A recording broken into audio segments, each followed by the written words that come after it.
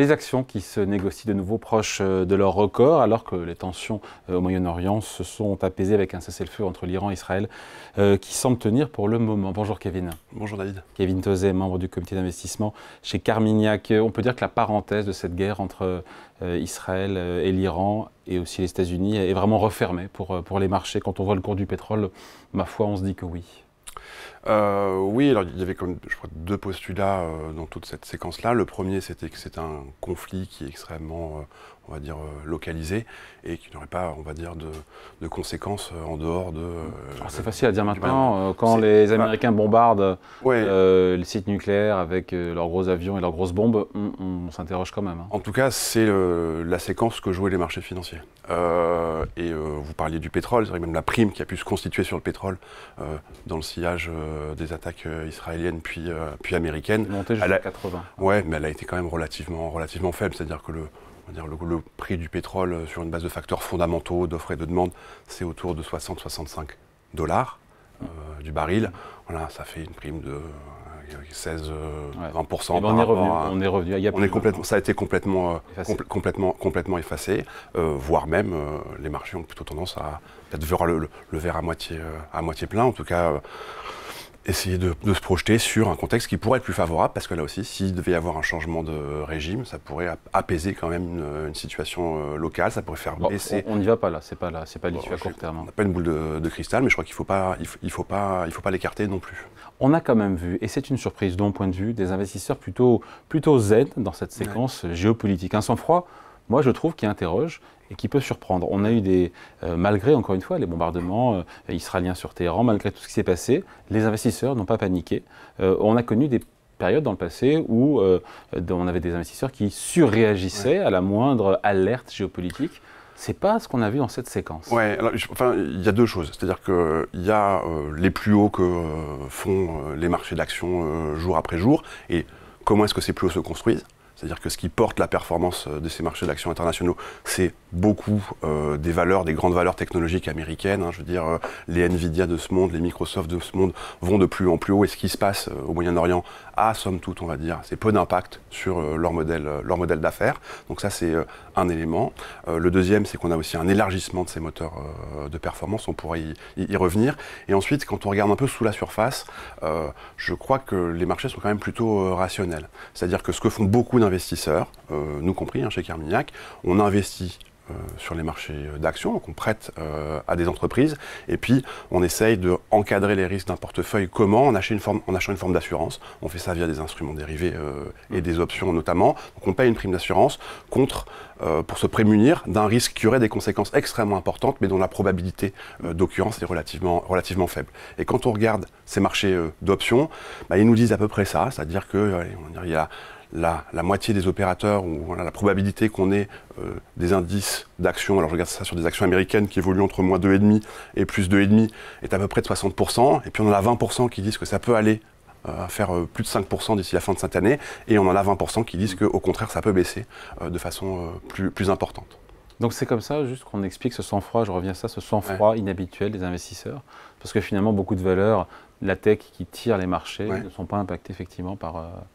Oui, et puis il y a des phénomènes de positionnement aussi, c'est-à-dire qu'il y a quand même beaucoup d'investisseurs qui étaient un petit peu peut-être restés sur le côté, qui n'ont pas forcément pris ce rebond de marché, ou en tout cas ce fort rebond de marché qu'on peut connaître depuis début mai. Donc voilà, il y a des investisseurs, il y a encore beaucoup de liquidités à déployer. Quand on regarde des indicateurs de sentiment, par exemple, donc ces fameux indicateurs de la peur et de l'appât du gain, on est plutôt mesuré. Donc il y a encore de la place, je crois.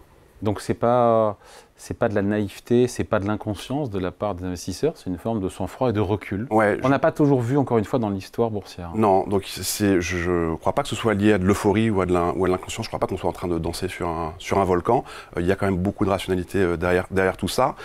Sur l'épisode du Moyen-Orient, historiquement, les investisseurs, ils ont plutôt eu tendance, en tout cas ce qui a plutôt fonctionné, c'est de regarder au-delà et de ne pas essayer de passer des ordres ou de traiter autour autour de ces événements-là. Et ça, c'est plutôt l'histoire qui le montre. Et ensuite, on a un phénomène qu'on peut qualifier, en tout cas dans nos métiers, on a une expression qui est ce qu'on appelle le mur des inquiétudes. C'est-à-dire que quand il y a beaucoup d'inconnus, beaucoup de facteurs de crainte, plus ils sont connus, plus ils sont intégrés dans le prix des actifs. Et donc plus les investisseurs, on va dire les plus aguerris, peuvent regarder au loin. Et on peut parler du Moyen-Orient, c'est aussi le cas sur la politique tarifaire de M. Trump. Il y a une deadline, un délai, une date butoir le 9 juillet exactement. On ne sait toujours pas ce qui va se passer. Hein. On le sait pas. Voilà, c'est là aussi ce qui est fortement, ou en tout cas hautement, relativement probable par les marchés. Par les marchés. Butoir du 9 juillet où des accords doivent être signés, ou alors c'est des droits de douane absolument colossaux. Ouais. Les marchés, ils ont plutôt intégré la fonction de réaction de M. Trump, qui est celle comme quoi il a tendance à faire demi-tour assez rapidement, en tout cas assez régulièrement, et que on aura vraisemblablement un délai supplémentaire parce que ce soit les équipes ou l'administration américaine ou les équipes de M. Trump ou les négociateurs européens ou dans le reste du monde n'ont vraiment simplement pas pu négocier en quelques mois, ce qui prend d'habitude plutôt des années. Et ce qui est anticipé par ces marchés, c'est pour ça que je dis que la séquence peut quand même bien se passer, on dire plutôt prône à la prise de risque pour les semaines et les mois à venir, c'est qu'on a quand même une économie mondiale qui est relativement résiliente, donc on a des attentes de croissance des bénéfices par action qui est quand même relativement intéressante. On est autour de 6 ou 7% pour cette année pour la croissance des bénéfices par action. Et dans le même temps, on peut raisonnablement estimer qu'on aura une prolongation du cycle de baisse de taux mondial qui a été initié il y a un peu plus de un an. Sauf la Fed. Ouais, sauf la Fed, c'est à voir. Le marché il anticipe 2 baisses de taux cette année. D'ici la C'est-à-dire qu'aujourd'hui... Donc mon point, c'est que l'économie est résiliente, elle tient bien, on va dire la croissance économique américaine, si je regarde là à l'instant T, elle est autour de 3,5%, nous disent les indicateurs, notamment de réserve fédérale locale aux États-Unis. Et puis, si on a des perspectives de baisse de taux, ces fameux ratio court-bénéfice, à 18 fois, ils pourraient rester là où ils sont. En tout cas, ils sont pas en danger. Donc, quand on a des bons fondamentaux économiques, des perspectives d'avoir des baisses de taux de politique monétaire, de la liquidité qui continue à être injectée, ça fait, on va dire, un triptyque qui est plutôt bon pour des marchés d'actifs risqués. Donc si on referme cette parenthèse sur la guerre au Moyen-Orient, les tensions, les investisseurs peuvent de nouveau se concentrer, j'ai envie de dire, sur l'essentiel, sur l'inflation aux États-Unis, sur les baisses de taux attentes de la part de la Fed, peut-être deux. On revient aux fondamentaux ? Oui, je crois que c'est en effet le cas. Et là aussi, je crois que ce que nous disent les marchés, notamment sur cette prime du pétrole qui a eu tendance à se resserrer, c'est qu'il peut aussi y avoir une issue plus favorable. On aurait une baisse de la prime géopolitique au Moyen-Orient in fine. Alors, c'est pas une histoire de jours ou de semaines, mais ça peut éventuellement déboucher sur ça. Kevin, au vu de tout ce qu'on a connu comme stress politique, géopolitique depuis le début de l'année, voir tous les indices boursiers dans le vert, Wall Street on est autour de 3 à 5%, l'Eurostoxx autour de 8 depuis le début de l'année, c'est quand même un peu inespéré, non ?